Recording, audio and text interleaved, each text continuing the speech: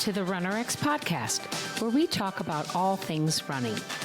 As many runners know, it's 90% mental. So join Coach Valerie and Coach Caroline as we go through the mental side of running. Welcome back to Tough Love Tuesday. I'm your host, Coach Caroline.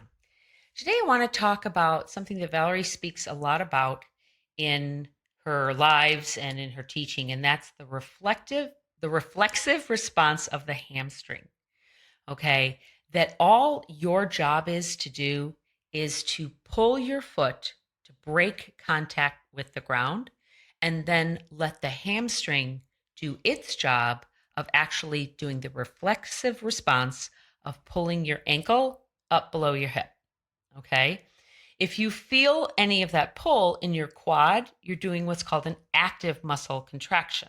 Okay. And that's why running gets hard. That's why you feel so drained, because you're not letting the muscles do what they're supposed to do. If you let the hamstring actually just do its reflexive response, you can actually run for quite a long time. What makes running hard is the cardiovasculars, the heart pumping, is the breathing that comes into it. And that's why we run. That's why we challenge ourselves. So we were talking about that reflexive response and trying to help our members of our membership, of our running membership, to understand that idea of when you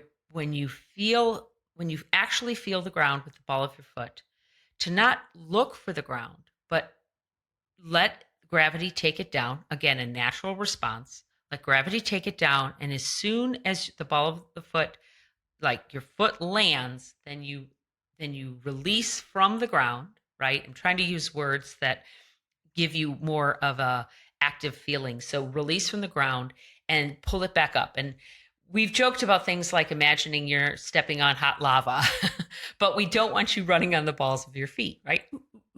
We don't want you doing that. So just think of that idea, though, that if I put my foot down, gently placed it down, whole foot, not just the ball of the foot, but the ball of the foot, and then all the way down, and then came back up in a response to the ground, almost like bouncing.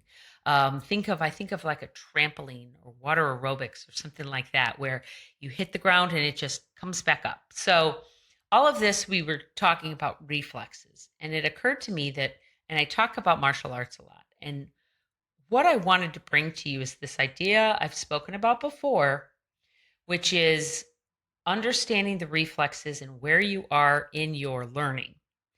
When you first learn martial arts, you learn certain blocks to punches and kicks.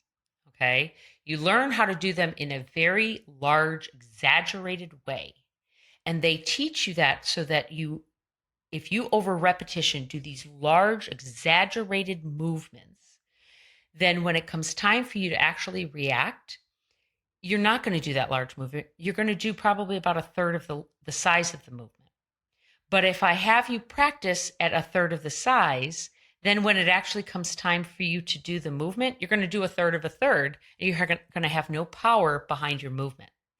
So what we teach you to do is this large, exaggerated movement in martial arts over and over and over again, so that when it's in that fight or flight moment, you actually do that third of the movement, and you have the same power as though you did it from the full force.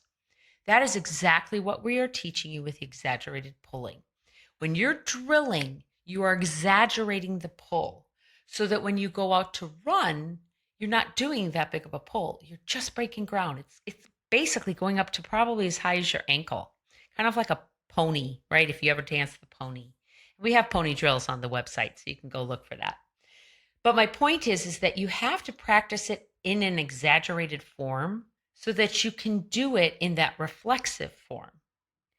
That being said, when you start doing martial arts and you're sparring with somebody, especially somebody that's at a higher rank than you, you're not going to be able to even see the shot coming. You're not going to see the punch coming to your head, right? They're going to hit you upside the head. That's why you have headgear. So they're going to hit you upside the head. You're going to go, man, I did not even see that punch coming. Then you're going to keep practicing and keep practicing and keep practicing. And the next thing you know, you're going to see the punch. You're going to actually see it out of the corner of your eye. Okay. And that's what I talk about, that perception of when you are ready to go to the next level, you will be able to see it. So when she's talking over and over and over again about perception, feeling the fall, letting go, if you're not there yet, your mind's just not ready to accept it. And that's totally okay.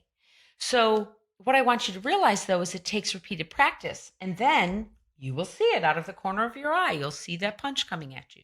You might not be able to block it, but you'll see it. Then the next go around, you'll practice. And suddenly you'll see it. You'll do that reflexive response. It will not be nearly as big as you practiced. It'll be about a third of the size. And suddenly you'll block it. Okay. Now you'll block that hit, but the black belt's going to hit you on the other side, right? Because they've been training longer than you have. But that's okay. Oh my gosh, you blocked it. And trust me, as a martial artist, when you block that hit that they have just blindsided you with for the last month and a half, you're going to scream. You're going to go, yes, I blocked it. That's how we want you to feel with running. We want you to start practicing. Give it a try. Okay, I'm still not feeling it. Give it a try. Okay, I'm still not feeling it. I'm going to keep drilling. I'm going to keep working on it. I'm going to keep trying to check my perception. I'm going to think light thoughts. I'm going to hold myself in a good position, right? I'm not going to lean forward. I'm going to hold myself up. And then all of a sudden you're going to go out for a run. And what used to be grueling from maybe your driveway to the end of the street is going to feel awesome. And you're going to think it has to do with the weather. You're going to think it has to do with something else. But I'm going to guarantee you it has to do with the fact that you just finally let go. You were perceiving that gravity's going to pull my foot down. All I have to do is break with the ground. I'm going to let my hamstring do its job that I've been training for it to do. And it's going to just happen. I guarantee it. But first, you have to understand that idea of reflexes. So I bring up martial arts. We would love to hear from you. You are welcome to reach out to us if there's another analogy. I love thinking of analogies. It helps me understand things better. Is there something else that you've done in your life that you had to train with a very big, large movement, and you had to train in that exaggerated way until it finally, till over and over again, when you actually had to do the movement, it was very small? Is there something like that out there that I'm not hitting on? I would love to hear from you. And I would love for you to keep drilling, keep thinking the right thoughts, keep working on it, and keep listening and working on that perception and understanding that honestly, it's a reflexive response. It's what your hamstrings are meant to do. And gravity's going to work on everybody. Doesn't matter how big your foot is. Okay. So, hope you get out there and have a great run. And if you can think of another analogy, let me know. support@runrx.fit. Thanks, guys. Thank you for joining us on the RunRx podcast. If you'd like to know more, join us at www.runrx.fit. And if you have additional questions that you'd like answered on the podcast, email us at support@runrx.fit.